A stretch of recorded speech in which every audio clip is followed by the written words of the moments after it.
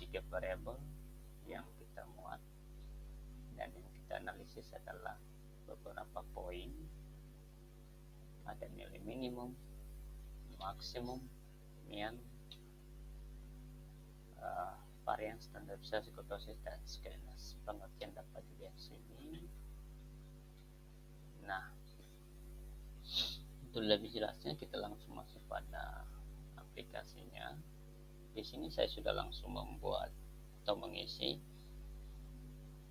Bagaimana cara mengisi di awal-awal ini bisa belajar lagi di tutorial sebelumnya. Jadi tetapi saya mengingatkan dua hal yang sangat penting di sini adalah ini, data view dan variable view.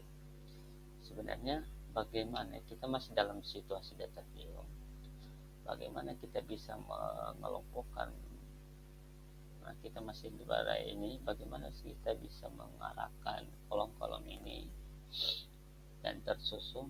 Ini kita mulai dari data variable view dari variable view.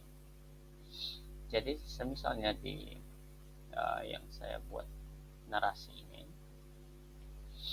misalnya kita ingin mengetahui mendeskripsikan, ingin mengetahui rata-rata dari 3 variabel, tentu kita butuh peserta didik. Nah, di sini kita membutuhkan peserta didik sebanyak 50 orang. Dan otomatis di dalam membutuhkan itu, kita pertama-tama di dalam kolom name ini, yang pertama kita isi itu adalah nama. Lalu pentingnya lagi adalah jenis kelamin, dan pentingnya lagi adalah kelas berapa. Tapi saya nggak muat, sengaja saya nggak muat biar cari PR teman-teman untuk memuatnya lagi kalau mau mencoba. Kemudian ini X1, X2 adalah variabel independen, dan Y ini adalah variabel dependen atau variabel terikat. Pada column type, ingat kalau nama kita string ya. Jadi kalau misalnya pilih ini, klik tanda tiganya ini, nanti ada string di sini, lalu oke. Dan yang lainnya itu numerik. Desimal ganti jadi 0 biar nggak ribet. Lalu bagian label, nama, baris nama ini nggak usah lagi diisi, tapi di baris kedua sejajar jenis kelamin isi. X1 di sini saya kasih motivasi, X2 sebagai minat, dan Y ini adalah prestasi belajar. Jadi kalau di dalam deskripsi itu bagaimana pengaruh motivasi minat terhadap belajar, atau bagaimana peningkatan prestasi belajar akibat dari motivasi dan minat, bagaimanalah judul-judulnya ya. Nah, di values nama nggak usah none aja, dan jenis kelamin ini kita kasih pilihan ya, karena ada 2 kategori, maka di values ini kita isikan. Nah, ini sudah saya isi, tapi untuk jelasnya bagaimana caranya, ini saya remove dulu, saya hapus. Artinya di jenis kelamin ini ada 2 jenis kelamin, jadi kita misalkan satu ini adalah laki, kemudian kedua itu adalah kita kasih perempuan. Kalau ada yang milih satu itu adalah laki-laki, yang milih 2 nanti itu adalah perempuan. Oke. Nah, ini sudah masuk. Kemudian X1 nggak perlu lagi, karena kalau memang angket tadi kita isikan pilihan-pilihannya, kategorinya.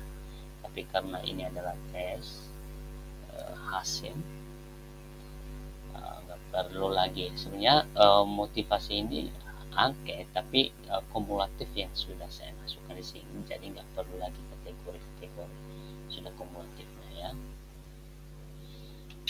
Oke, selanjutnya ini measure-nya, nominalnya, ini kombinasi ini jenis kelaminnya juga kasih aja nominalnya, yang lainnya adalah scale ya. lalu data view-nya. Setelah kita mengisi variable view, lalu kita masuk kepada data view.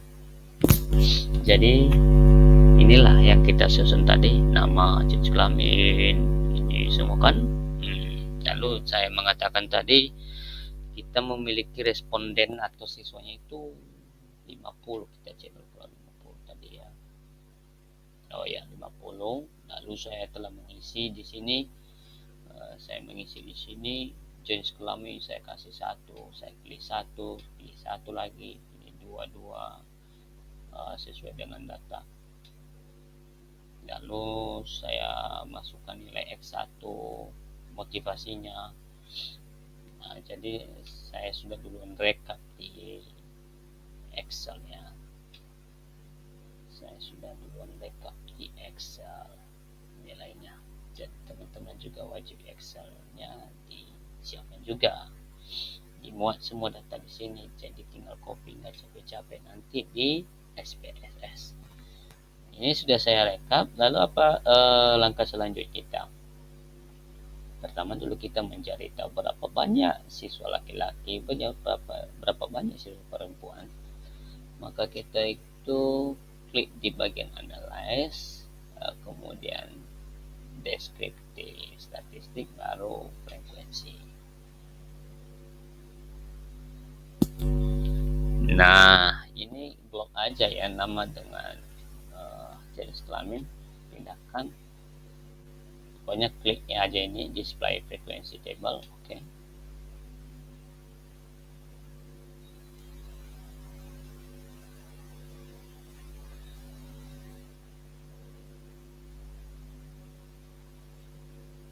Nah, oke, udah muncul hasil outputnya. Ini output ya.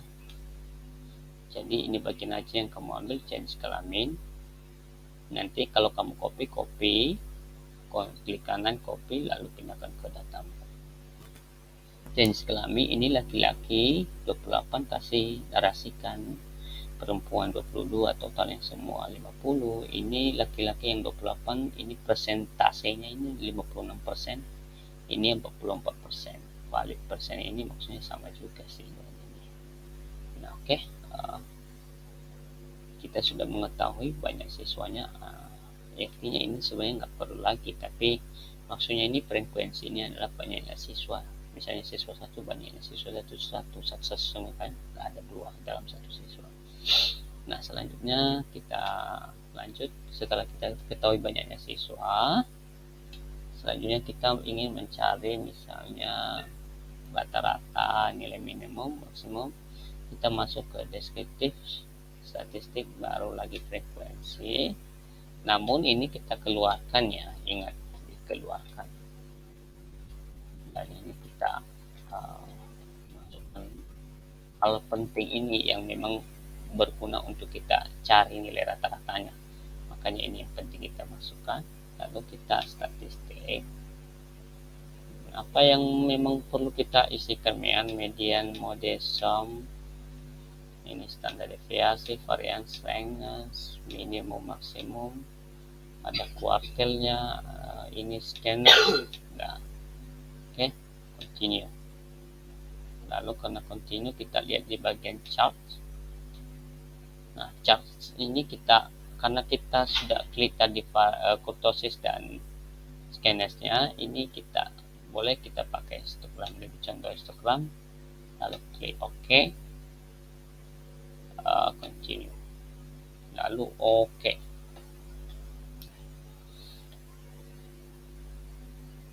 Kita tunggu beberapa saat, nanti bentar lagi akan muncul ya.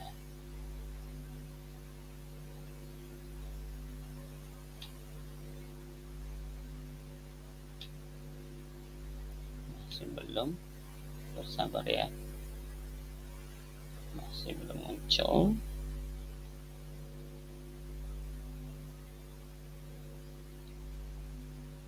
Teman-teman juga bisa langsung coba ya, biar cepat mahir, paham juga alur-alur. penyusunan dalam buat skenario mu, ya nanti kalau buat skripsi cepat. Nah ini ya sudah muncul ya, sudah muncul. Jadi ini frekuensi statistik, inilah hasil analisis deskriptif kita. Ini dia statistik ini. Jadi kalau copy yang kamu ambil ini aja. Nah ini pentingnya. Nah lalu kita perhatiin ini mian untuk motivasi 73 rata-ratanya kan. Nah ini per variabel dia menguraikan jelas. Median juga per variabel, mode standar deviasi, varian skenas, standar error, kurtosis error, minimum maksimum. Nah selanjutnya ini setiap variabel dia jelaskan, tapi tidak sedetail di atas tadi ya. Artinya di sini dia hanya menjelaskan bahwa yang mendapatkan nilai 60 pada motivasi itu hanya 1. 65 ada 4 orang yang dapat 4 orang yang dapat 65 dan seterusnya, bisa dilihat ini maksudnya frekuensi. Selanjutnya kita coba deskripsikan di sini. Saya telah membuat deskripsi saya, ini dia. Jenis kelamin tadi ini yang sudah saya muat. Kemudian statistik ini sudah saya copy langsung. Saya tidak menjelaskan banyak lagi ya tentang hal penting saja. Saya yakin median modus minimum maksimum itu sudah teman-teman tahu ya.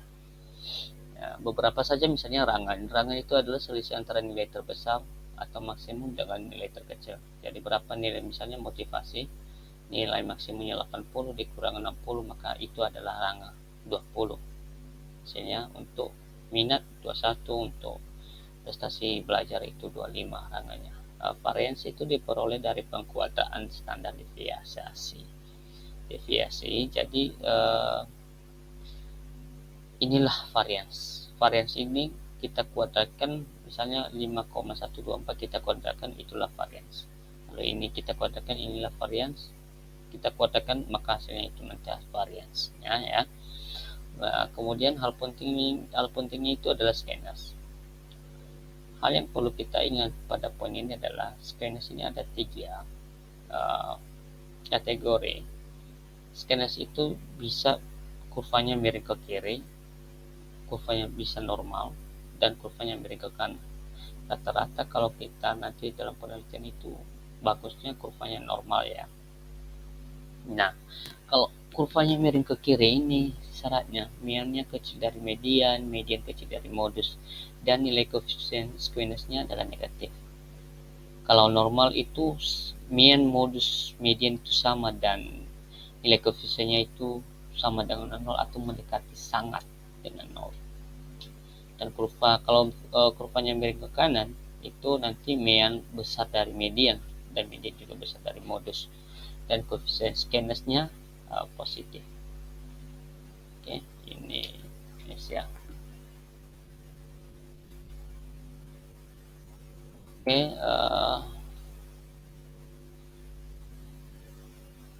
selanjutnya untuk mengetahui skenarsnya,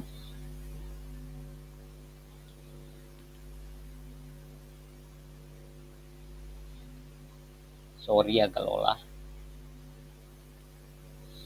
Nah untuk mengetahui skenarsnya kita buka di sini variabelnya dari histogramnya. Disinilah kenapa tadi saya memunculkan histogram, agar kita bisa mengetahui skenars, dan satu lagi itu apa itu tadi ya,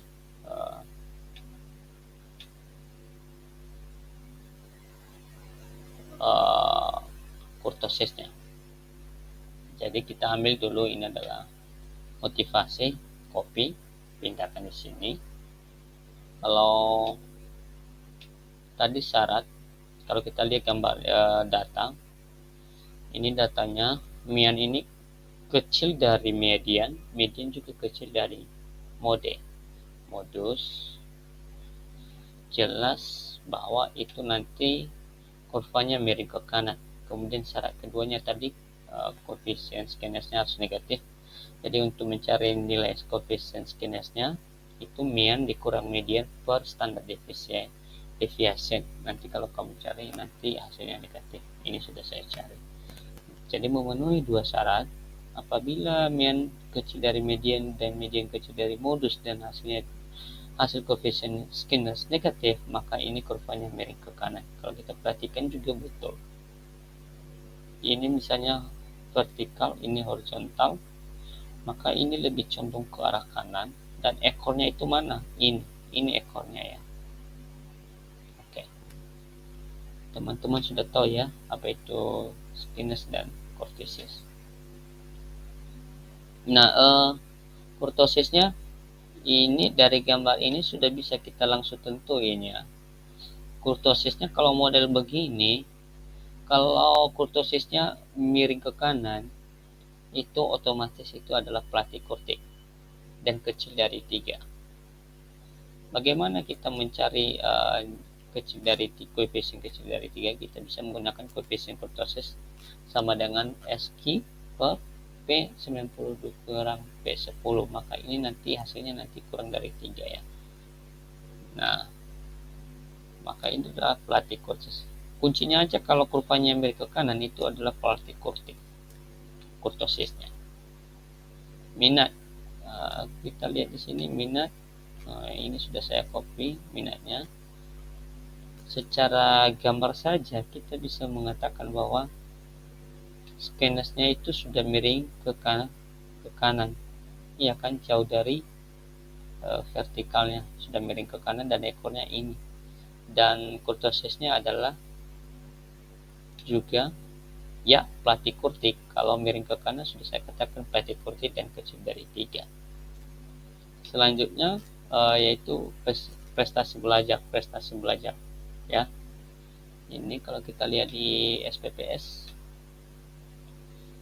prestasi belajar ini dia. Copy lah ya. Oke, teman-teman bisa copy. Kalau kita perhatikan di sini, ini netral loh, netral, dan bisa kita katakan ini adalah sudah normal. Dari gambar sudah bisa kita katakan ini normal. Nah, kita perhatikan syaratnya. Normal itu syaratnya itu mean, median, dan modus itu sama. Nilainya sama dan koefisien skenesnya itu 0 atau mendekati sangat dengan 0. Nah, kalau kita perhatikan mean ini kan 84,80. Kalau di belakang kan 85. Ini 8473, kalau di belakang juga 85. Berarti mean, median, modus kalau di belakang itu sama 85. Dan maka dinyatakan kurvanya 0 karena mean, median sama dengan modus. Nah, kalau sudah kurvanya normal, otomatis juga kurtosisnya itu adalah mesokurtik. Jadi kalau skenesnya sudah berbentuk normal, otomatis kurtosisnya itu adalah mesokortik ya. Itu harus teman-teman bisa ingat. Dan kalau misalnya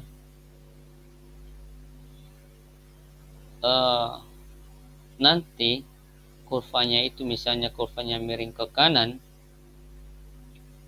ini kan miring ke kanan. Kalau misalnya miring ke kiri ini dan ekornya mengarah ke sini, itu nanti otomatis itu adalah leptokurtik ya, leptokurtik. Nah, namun kebetulan di data kita hasil output nggak ada miring ke kiri, dia lebih cenderung miring ke kanan, yaitu platykurtik. Oke, sehingga di sini jelas dari hasil analisis deskriptif kita sudah menjawab sesuai dengan hasil yang kita dapatkan dari output SPSS.